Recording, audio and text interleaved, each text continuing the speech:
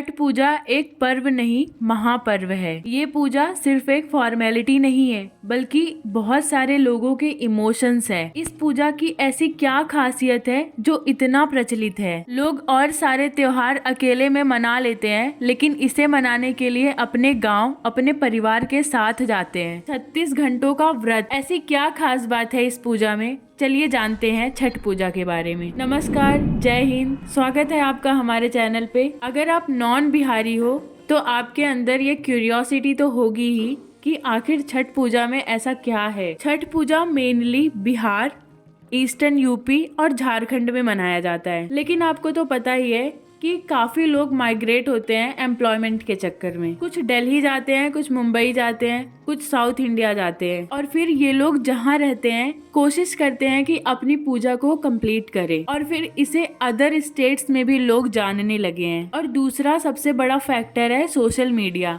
Social media के through बहुत सारे लोग इस त्योहार के बारे में जान पाए हैं। एक्चुअली इसमें मेन दो चीजें होती हैं, सूर्य भगवान की पूजा होती है और छठी मैया की पूजा होती है।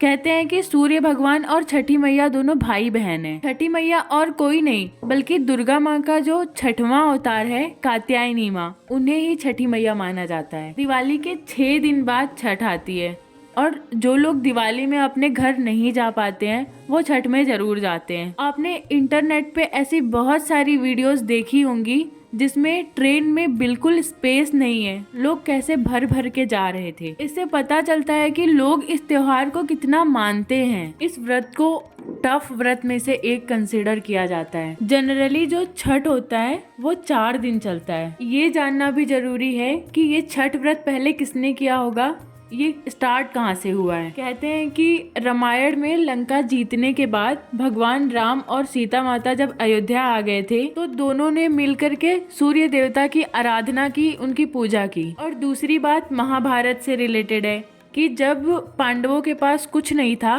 तो द्रौपदी ने छठ का व्रत रखा था। और एक रीजन जो काफी स्ट्रॉन्ग लगता है वो है कर्ण से रिलेटेड। कर्ण सूर्य भगवान के पुत्र थे और वो सूर्य देवता की आराधना करते थे, काफी टाइम तक पानी में खड़े रहते थे। और अगर को रिलेट करके देखें तो इस व्रत में भी पानी में खड़े रह करके सूर्य भगवान की प्रार्थना करनी पड़ती है। कर्ण अंग देश के राजा थे, और जो आज का भागलपुर और मुंगेर का पार्ट है वो पहले अंग देश ही हुआ करता था। यहाँ से भी हम उसे को रिलेट कर सकते हैं कि शायद ये परंपरा वहीं से आई है। छठ पूजा टोटल 4 दिन तक चलता है और हर दिन अलग अलग एक्टिविटीज परफॉर्म करनी होती है। जो फर्स्ट डे होता है उसको नेटिव लैंग्वेज में नहाए खाए बोलते हैं, जिसका मतलब ही होता है नहाना और खाना, जिसमें वो अपने घर की सफाई करते हैं, आसपास की सफाई करते हैं, और जिस घाट पे उन्हें पूजा करना है वहाँ की सफाई करते हैं, और जो वाटर सोर्स है उसकी सफाई करते हैं। और इन सब के बाद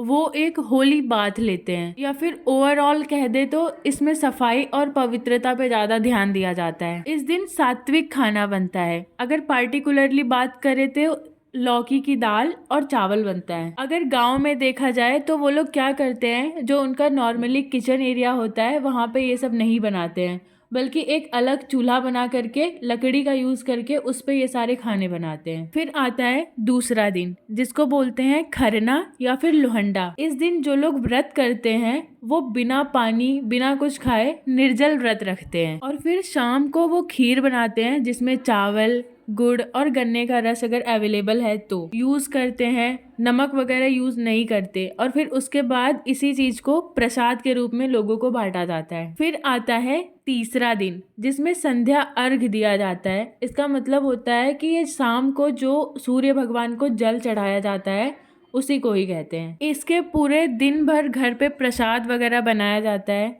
और जो सबसे फेमस प्रसाद है वो है ठेकुआ, जो कि गेहूं के आटे का बनता है और काफी साफ सफाई से बनता है। इस दिन बांस की बनाई हुई टोकरी का यूज होता है, और फिर उसके बाद सूप में नारियल और जो प्रसाद वगैरह है, फ्रूट्स वगैरह रखा जाता है, और फिर पूजा के लिए ले जाया जाता है। अब बारी आती है सब कुछ पैक करके छठ घाट पे जाने का। ये जो घर के पुरुष होते हैं वो सारा सामान लेकर के छठ के घाट पे जाते हैं, और फिर वहाँ पे पूजा होती है। फिर आता है चौथा और आखिरी दिन।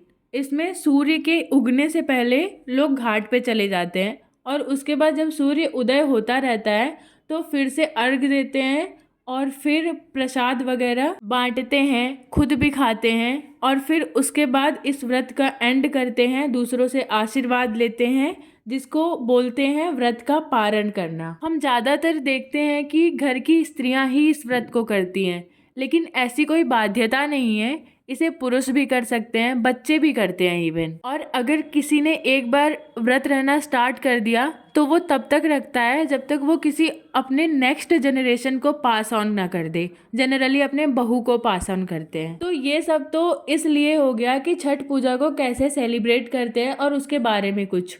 लेकिन अगर इसके पॉजिटिव पॉइंट्स देखते हैं, जो आज की जनरेशन है वो किसी भी कल्चर को फॉलो करने से पहले पूछती है आखिर इसमें लॉजिक क्या है, तो उनके लिए बड़ा प्यारा सा आंसर है कि पहली बात, इस व्रत में साफ सफाई होती है, आसपास की साफ सफाई होती है, पानी की साफ सफाई होती है, जो वाटर सोर्स है उसकी, तो इससे कोई डिजीज नहीं आ सकती है। पॉल्यूशन को कंट्रोल करते हैं और इससे हेल्थ में अल्टीमेटली बेनिफिट होता है। और फास्टिंग हमारे हेल्थ के लिए वो भी बेनिफिशियल है, सात्विक फूड खाना भी अच्छा होता है। और इस पूजा में चाहे फैमिली मेंबर किसी भी कोने में हो इंडिया के, वो रिटर्न अपने घर आता है और अपने फैमिली के साथ इसको सेलिब्रेट करता है, इस पर्व को मनाता है। इससे उनके बीच अल्टीमेटली बॉन्डिंग और ज़्यादा बढ़ती है। होप आपको बहुत सारी इन्फॉर्मेशन आज पता चली होंगी छठ पूजा के बारे में। Thank you for watching the video and having so much of patience. Stay safe and stay healthy.